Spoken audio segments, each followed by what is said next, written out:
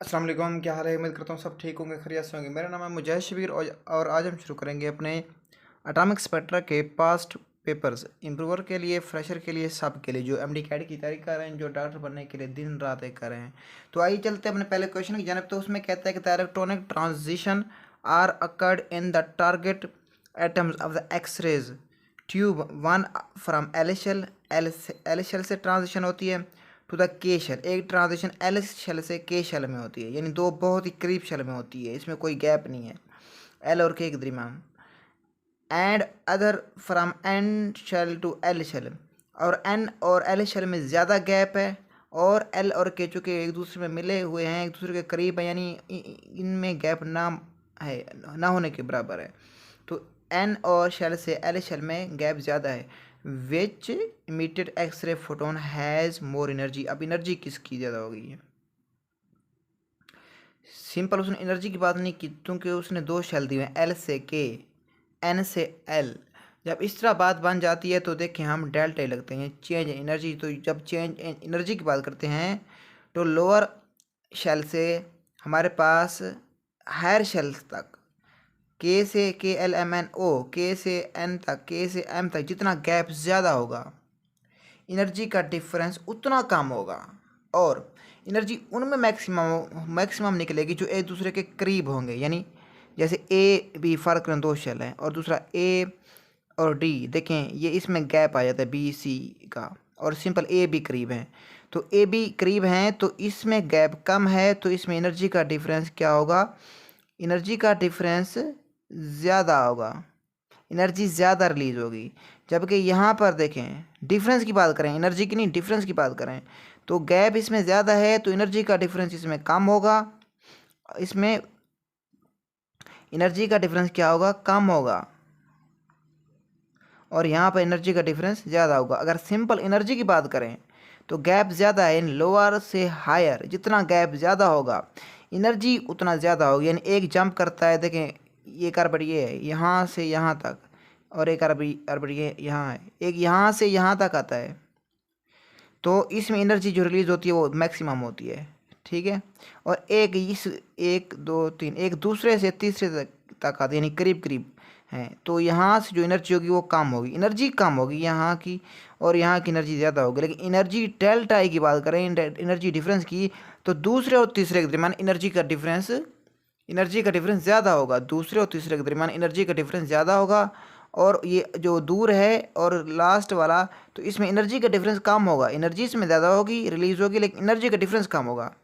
उम्मीद है बात मेरी आपको समझ आ गई होगी। तो इस लिहाज से के एल एम एन ओ, के एल एक दूसरे के बहुत ही करीब हैं, के एल एक दूसरे के करीब हैं, तो इसमें एनर्जी का डिफरेंस मैक्सिमम होगा, एनर्जी का डिफरेंस मैक्सिमम होगा, लेकिन एनर्जी खुद कम होगी, एनर्जी रिलीज़ कम होगी। जब इलेक्ट्रॉन जंप करता है के से एल में, एनर्जी रिलीज जो होती है वो कम होती है। लेकिन अगर एनर्जी का डिफरेंस देखें तो वो एनर्जी का डिफरेंस इसमें मैक्सिमम होता है, इसमें वेवलेंथ भी मैक्सिमम होती है। तो इसमें जो बेस्ट मुझे नज़र आ रहा है वो L shell to K shell. Emitted X ray photon has more energy.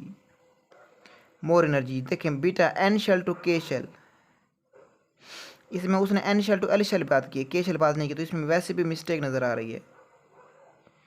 फिर देख लें हमारे पास एक, जैसे मैंने बोला है कि एक हो गया ये, एक ये, जब यहाँ से इलेक्ट्रॉन यहाँ पर आएगा तो देखें गैप ज़्यादा है, तो इसमें एनर्जी का डिफरेंस कम होगा, लेकिन एनर्जी जो होगी रिलीज़ होगी वो मैक्सिमम, एनर्जी रिलीज मैक्सिमम होगी, एनर्जी का डिफरेंस कम होगा। और जो यहाँ से यहाँ पर आएगा करीब करीब मिले होंगे, जो यहाँ पर एनर्जी जो रिलीज होगी वो कम से कम होगी, लेकिन एनर्जी का डिफरेंस मैक्सिमम होगा।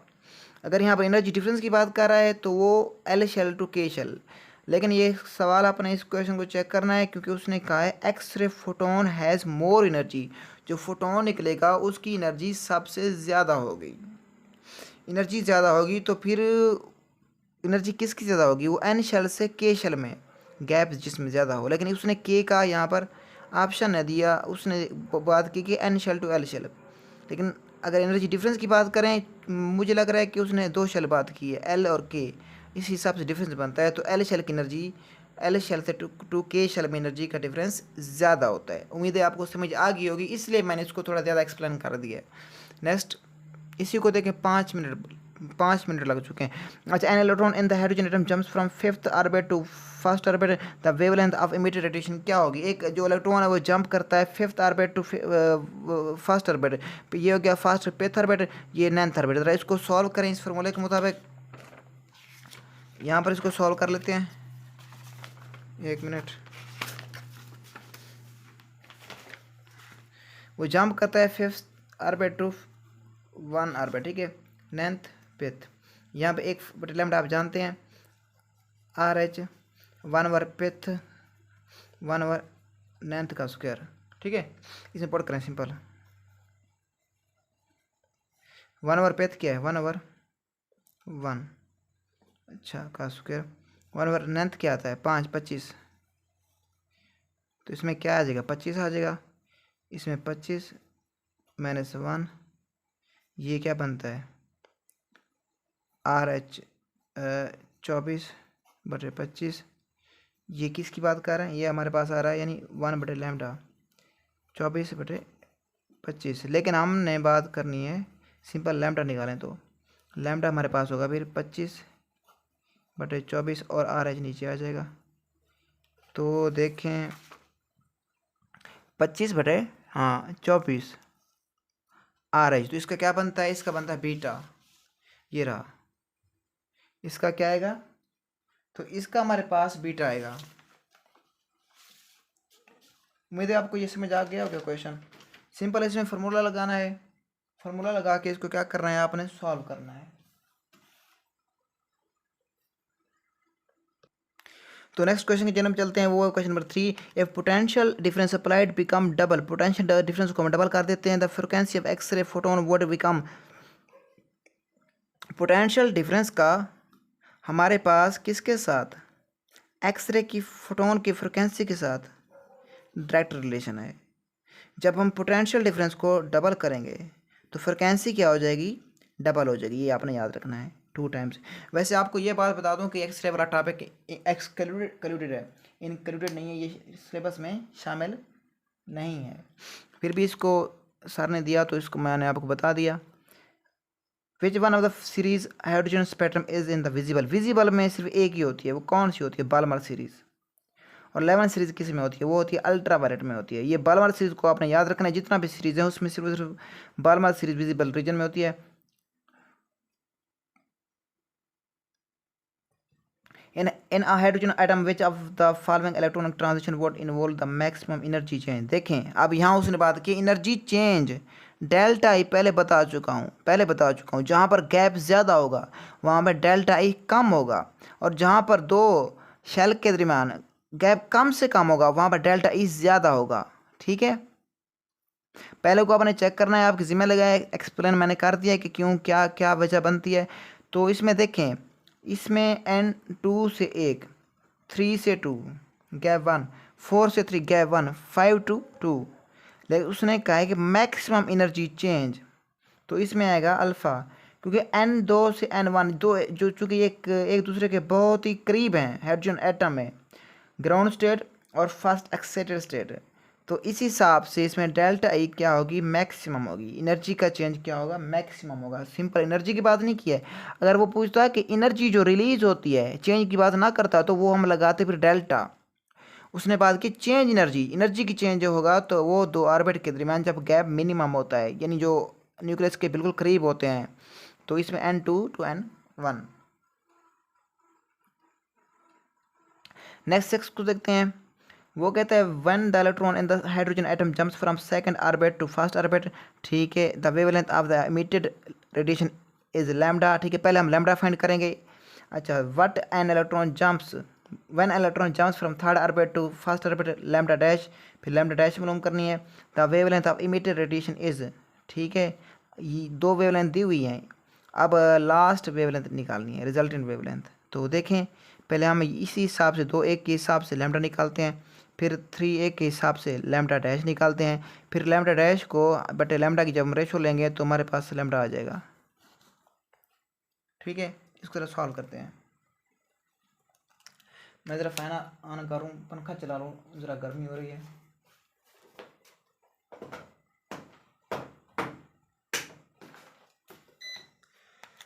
तो देखें, इसको सॉल्व करते हैं। 2 से 1, 3 से 1, लैम्डा मालूम करते हैं। Lambda is equal to 1 over R H, तो 1 ओवर पैथारबड़ी क्या है 1 का स्क्वायर और 2 का स्क्वायर 4 बनता है। ऐसे है ना, किधर गया, हाँ 2 to 1 पैथारबड़ी 1 second orbit, okay 9th orbit second बनता है। 1 over lambda R H 1 over 1 over 4, ये 4 4 minus 1 3, 1 over lambda R H, ये बन जाएगा हमारे पास 1 over lambda 3/4 R H, 1 symbol lambda निकालें, वो बनता है 4/3 आर एच। तो एक हमारे पास लैम्डा आ चुका, ठीक है। अब हमने निकालना है लैम्डा डैश को, उसने 3 दिया है और पैथर बेटा फर्स्ट दिया है, बिल्कुल यही same 1 over lambda R H 1 over 1 दिया ना, हाँ ठीक है, 1 का स्क्वायर और 1 ओवर थर्ड 3 का स्क्वायर 9 बनता है, तो ये आर एच 1/1 1/9, ये 9, ये ऊपर क्या आ जाएगा, सिंपल 8 आ जाएगा आर एच। अगर इसको यूनिक करें 9/8 और आर एच नीचे, ठीक है, ये आर प्राइम आ चुका। अब एल प्राइम बटे एल, लैम्डा प्राइम बटे लैम्डा, लैम्डा प्राइम क्या है 9/8 आर एच। अच्छा लैम्डा क्या है, ये 4 और 3 आर एच, आर एच से आर एच कैंसिल हो जाएगा, ये ऊपर वाले मल्टीप्लाई होंगे और सेंटर वाले आपस में 9 1 9 9 2 18, 9 1 9 9 2 18, 9 3 बार 27, ठीक है। अच्छा 8 और 4 सेंटर वाले आपस में ज़रूर होते हैं, 4 8 8 2 16 8 3 बार 24, 27/24, कोई जवाब है 27 बटे सॉरी 8 2 16 8 × 4 32 बनता है, 27/32, इसको सिंपल लैम्डा कहेंगे 27/32, तो इसका बनता है अल्फ़ा, ठीक है। इसका क्या बनेगा, इसका बनेगा 27/32 लैम्डा। तो next angular momentum of electron in the 9th orbit is, तो सिंपल एम वी आर वो क्या होता है NH/2 पाई, कहाँ पे है, ये रहा Charlie. The ratio of the energies of the hydrogen atom in the first to second excited state energy. अच्छा फर्स्ट एक्साइटेड स्टेट, जब भी फर्स्ट आ जाए तो उसके लिए एन की वैल्यू क्या होती है 2 होती है। First to second, second excited state की बात कर रहा है तो सेकंड में हमारे पास एन की वैल्यू 3 होती है। देखें एक्साइटेड स्टेट 1 होगी, फर्स्ट होगी तो एन 2 पुट करेंगे। एक्साइटेड स्टेट अगर 3 की बात करें, सेकंड की बात करेगा तो हम एन की वैल्यू 3 पुट कर देंगे। तो देखें रेशियो ऑफ एनर्जीज,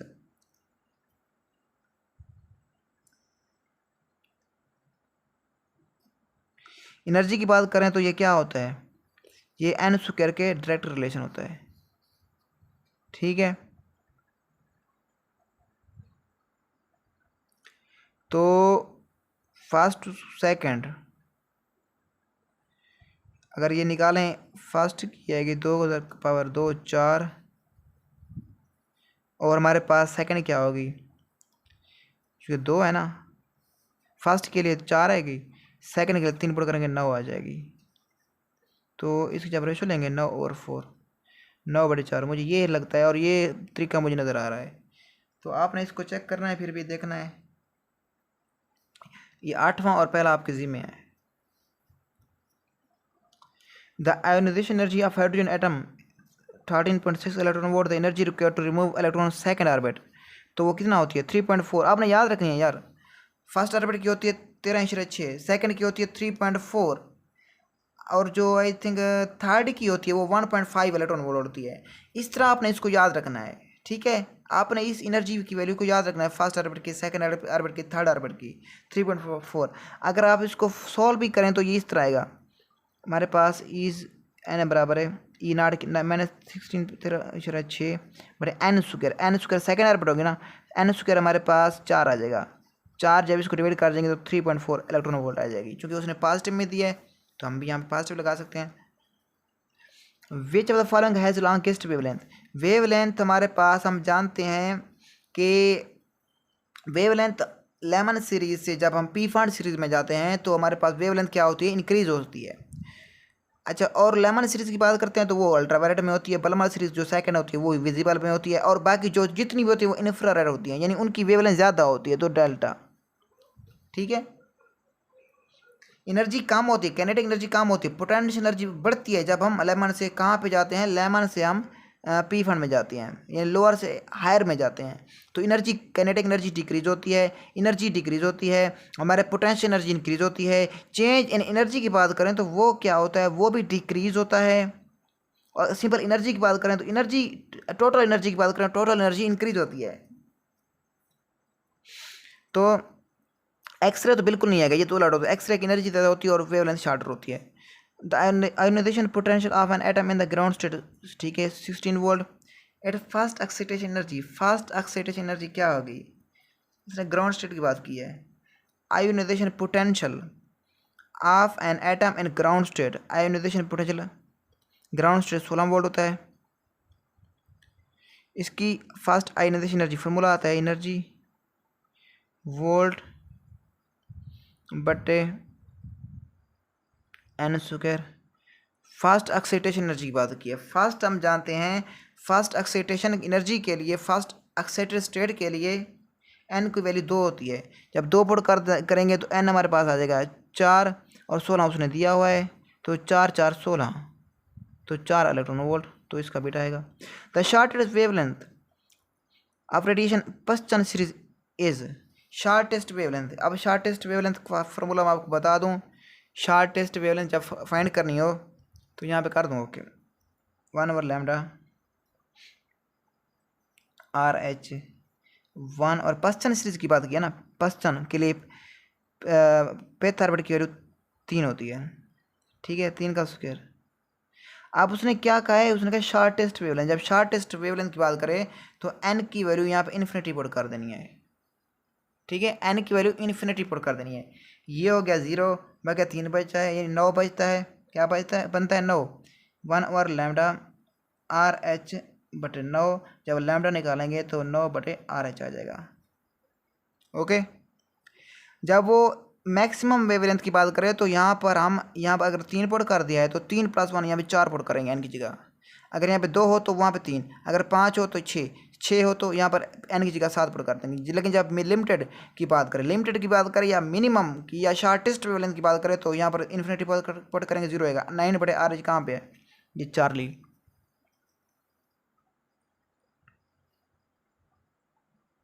नेक्स्ट देखिए हमारे पास, okay, choose the region of spectrum which would be use to determine the structure of crystalline solid.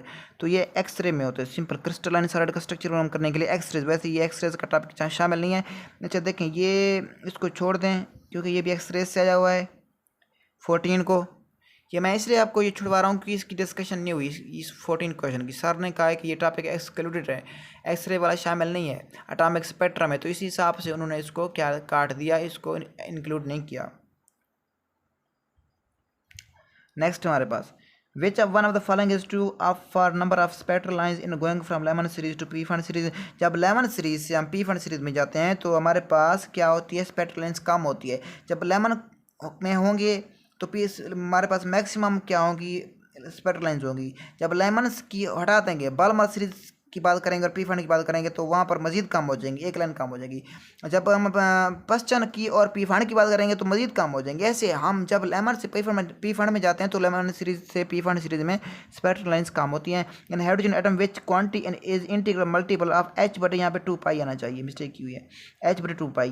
तो ये एंगुलर मोमेंटम होता है। आप जानते हैं एंगुलर मोमेंटम MVR, यहाँ में लिखा है, ये देखें, MVR NH बटे 2π। Radius first Bohr orbit is R होता है। What is the radius of second orbit, इसका सिंपल फार्मूला है, radius is equal to n square R1। n square कितना है हमारे पास, n कितना है, ये 2 हो गया, 2 पुट कर दें, 2 पर 2 4, 4 बनता है, 4R1, ठीक है, 4R1 लिख सकते हैं, या R, क्योंकि उसने R1 की वैल्यू R दी है तो इसका 4 लिया आएगा। The ratio of the shortest to longest wavelength of the Lyman series is approximately. तो इसका फार्मूला बताता हूँ। देखिए फार्मूला हमारे पास होता है असल में लैम्डा मैक्सिमम बटे लैम्डा मिनिमम, मैक्सिमम वेवलेंथ बटे मिनिमम वेवलेंथ। तो इसका आता है एन स्क्वायर, नीचे n square minus p square, यानी मैक्सिमम वेवलेंथ बटे मिनिमम वेवलेंथ। लेकिन ये पूछ रहा है, ज़रा गौर करें कि ratio of shortest to longest wavelength, यानी मिनिमम ऊपर आ जाएगी, शार्टेस्ट ऊपर आ जाएगी और मैक्सिमम नीचे आ जाएगी। तो ये फिर ये भी चेंज हो जाएंगे। ये फार्मूला बन जाएगा n square minus p square बटे एन स्क्वायर। अब पुट करें सिंपल इसमें, एन स्क्वायर क्या है हमारे पास, किसके लिए, लेमन सीरीज है ना, लेमन सीरीज के लिए एन की वैल्यू पी की वैल्यू एक पुट कर देंगे, एन की वैल्यू एक से बढ़ा के पुट करते हैं, ठीक है।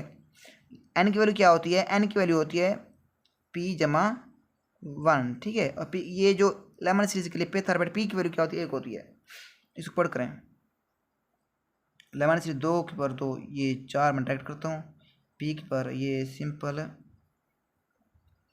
1, फिर 4, 3/4, 3/4 है कहीं पर, तो ये रहा डेल्टा, ठीक है। तो सॉल्व हो गया ना। नेक्स्ट देखें, in the electron in the second excited state of hydrogen atom number of spectral lines emitted well भी। देखें अब इसका भी फार्मूला है, जब भी स्पेक्ट्रल लाइंस मालूम करनी हो, नंबर ऑफ स्पेक्ट्रल लाइंस, तो उसका फार्मूला होता है हमारे पास, या एन ओ सिंबल लिख देते हैं स्पेक्ट्रल लाइंस के लिए। तो n is equal to n minus 1/2, ठीक है। n is equal to n minus 1/2, ये फार्मूला होता है किसके लिए, अगर उसने मेंशन किया हो एक स्टेट, उसने क्या मेंशन किया हो, एक को मेंशन किया हो। देखिए उसने सिंपल सेकंड एक्साइटेड स्टेट की बात की है, उसने ऐसे नहीं कहा कि second excited state to third excited state, second to first, उसने सिंपल सेकंड एक्साइटेड स्टेट का जिक्र किया है, तो ये फार्मूला लगेगा। अगर वो कहता है second to third, second to fifth, तो उसका अलग फार्मूला होता है। तो इसको हम पुट करते हैं, एन की वैल्यू क्या होगी, 2 पुट करें, सॉरी एन की वैल्यू देखें, उसने बात की सेकंड एक्साइटेड स्टेट, मैंने पहले बात की अगर वो कहे फर्स्ट एक्साइटेड स्टेट तो एन की वैल्यू 2 होती है। सेकंड एक्साइटेड स्टेट की बात करें तो सेकंड के लिए एन की वैल्यू 3 होती है, यानी एक बढ़ा देंगे।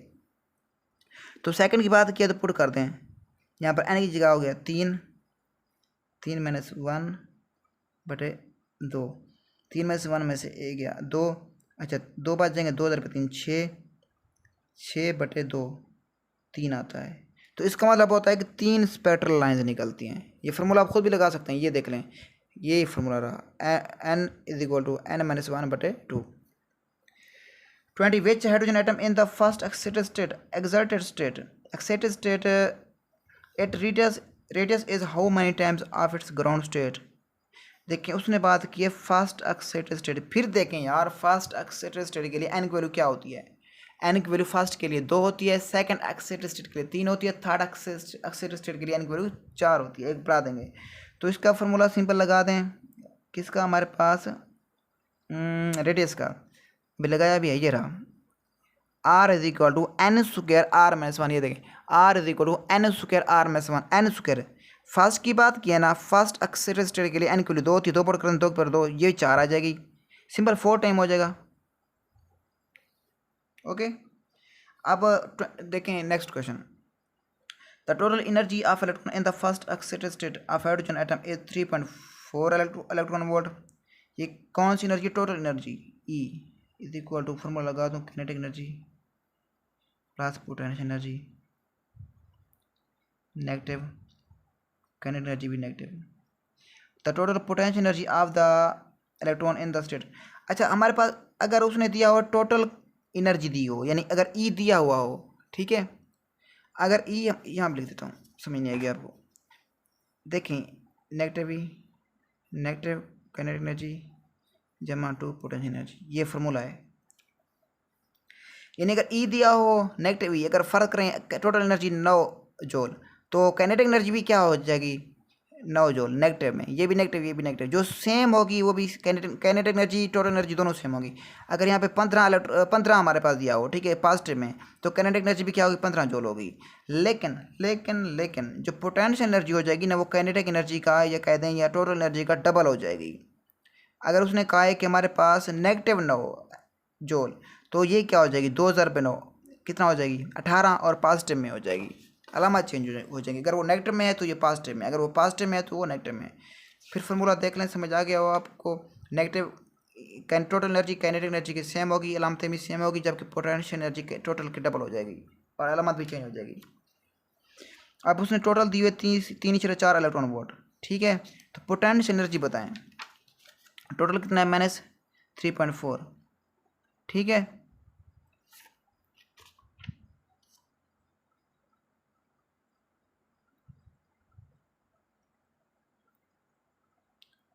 टोटल 3.4 इलेक्ट्रॉन वोल्ट, तो इसको 2 से ज़र्ब करते हैं, 2 × 3.4, ये 6.8 बनती है इलेक्ट्रॉन वोल्ट।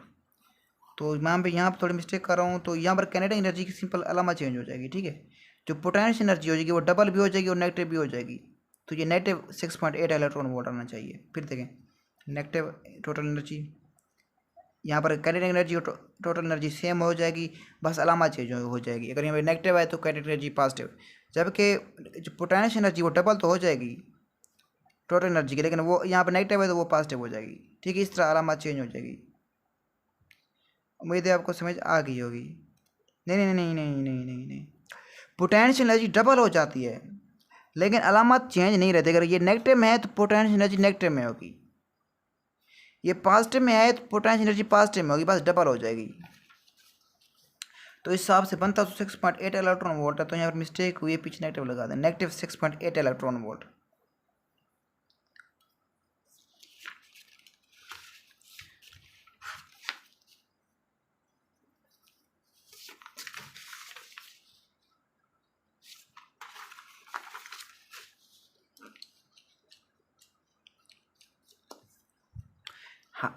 हाईएस्ट फ्रिक्वेंसी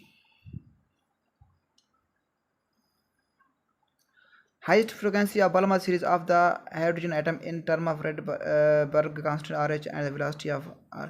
अच्छा, अब इसने कहा है कि हाईएस्ट फ्रिक्वेंसी मालूम करें। अगर फ्रिक्वेंसी वो हाईएस्ट कह रहा है तो हम जानते हैं फ्रिक्वेंसी और वेवलेंथ का क्या होता है, इनवर्स रिलेशन होता है। फ्रिक्वेंसी ज़्यादा होगी तो वेवलेंथ कम होगी, तो वो कह रहा है कि मिनिमम वेवलेंथ मालूम करें, तो मिनिमम वेवलेंथ मालूम कर लेते हैं। तो मिनिमम वेवलेंथ देखें 1/λ, पहले बता चुका हूँ आपको। किसके लिए उसने नहीं बताया कि बालमार सीरीज़ क्या बताया। बालमार सीरीज़ के लिए एपी की वैल्यू 2 होती है, 1/, पेथ की ये 2 हो गई पर 2, और 1/n² की जगह क्या पुट कर देंगे, क्योंकि ये उसने बात की हाईएस्ट फ्रिक्वेंसी मतलब लिमिटेड मिनिमम वेवलेंथ के लिए n की वैल्यू इन्फिनिटी पुट कर देते हैं, ठीक है। देखते हैं 1/4 माइनस 1/∞, ये हो गया 0। अच्छा 1/λ RH 1/4, ये हो जाएगा हमारे पास lambda is equal to 4/RH simple, ठीक है, 4/RH। अब ये देखें हमने फ्रिक्वेंसी निकालनी है, V is equal to λf, frequency ये V/λ is equal to frequency, या C लगाते हैं, V की जगह C लगा सकते हैं, C/λ पुट करें, C/λ 4/RH। ये हमने क्या निकालना है,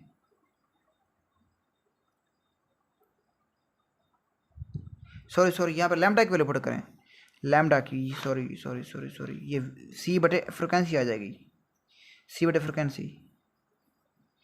अच्छा ये क्या हो जाएगा, 4F is equal to C into RH, तो F निकालना है, F is equal to CRH/4। क्या ऐसा कुछ जवाब है इसमें,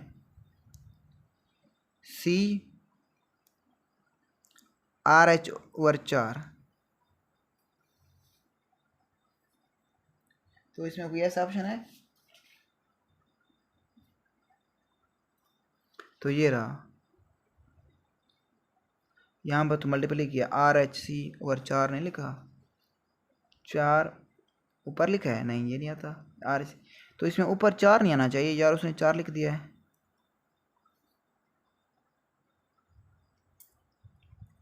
बालमर सीरीज के लिए तो ये 4 इसको हटा दें, बाकी RH और RH/4 आता है। ठीक है, ये तरीका था इसको सॉल्व करने का।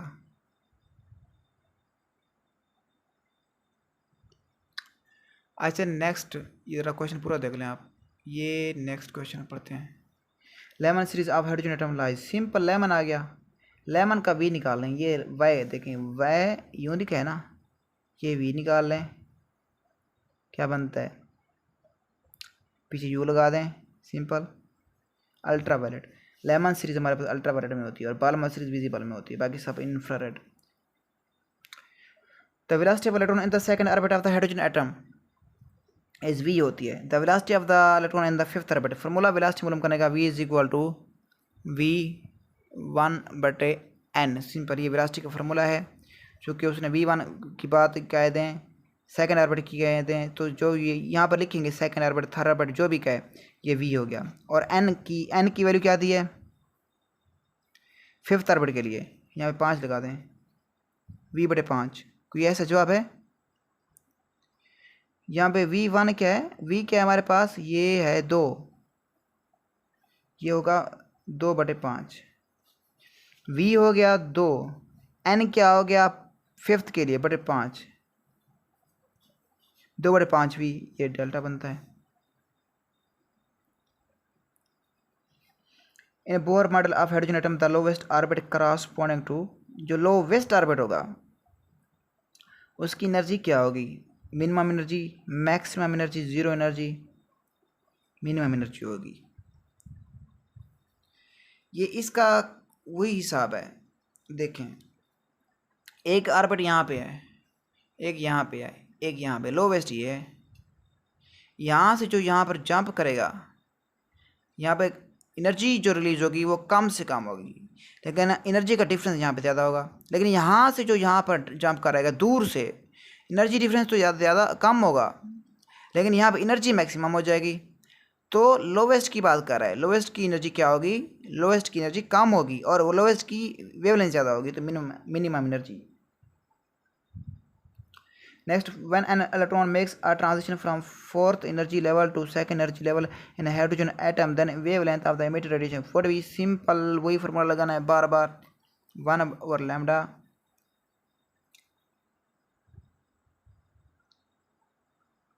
अच्छा, RH कहाँ से, fourth energy level to second, 1/2, 1/4, 1/4, 1/16, तो ये आ जाएगा 16, 4 16 -1। समय तो आ रहा होगा आपको, ये तो बहुत इजी है। तो ये क्या हो जाएगा फिर, RH 3 और ये बराबर है 16, तो ये बनेगा lambda is equal to 16/3 RH। क्या ऐसे जो आपको ये है 16/3 RH, 16/3 RH, ये रहा। आप बच्चे ये लगा देते हैं, ये बिल्कुल नहीं बनता। देखें, 3 और R के H के दरमियान क्या है, गैप है। क्या है, 3 और RH के दरमियान गैप है, इसका मतलब है RH ऊपर आ रहा है। लेकिन ये देखें 16 और 3 RH मिले हुए हैं, मतलब ये RH नीचे आ रहा है, और हमने जवाब क्या निकाला है, RH नीचे आ रहा है। तो इस तरह से डेल्टा बनेगा। With the increase in quantum number the energy difference between the adjacent level, हमने क्या कहा था, क्वांटम नंबर बढ़ाने से एनर्जी के डिफरेंस क्या होता है, डिक्रीज होता है। एनर्जी डिफरेंस की बात क्या, डिक्रीज होता है। अगर वो एनर्जी की बात करता, सिंपल डिफरेंस की बात ना करता, तो फिर वो इंक्रीज आता। Which of this series of hydrogen atom spectrum lies in the visible, visible में पहले बताया एक ही होती है बालमर सीरीज। अगर रेडियस R1 हो first quantized orbit of hydrogen atom, then the fourth orbit का क्या होगा, फॉर्मूला लगाएं यार, बार बार आ रहा है, R nth, R नॉट या R1 कह सकते हैं, n², किसकी बात की है, 4 की, 16 बन जाएगा फिर 16 R0 या R1, सोलर ऑन है, ये रहा। ठीक है, सिंपल। ये टॉपिक देख लास्ट वाला, kinetic energy of electron in the nth orbit of hydrogen atom, ये तो दिया हुआ है, फार्मूला है बुक में, ke² 2rn। ये अब लगा सकते हैं भूल के, ke² के नीचे rn नहीं, ke² तले नीचे 2rn आएगा। तो बेस्ट ऑफ लक। उम्मीद है आपको ये डिस्कशन बहुत ही अच्छी लगी होगी। अल्लाह आपको कामयाब करे, मेरे लिए भी दुआएं कीजिएगा। Best of luck. मैं आपका भाई मुजैश शबीर आपसे इजाज़त चाहता हूँ। अल्लाह हाफिज़।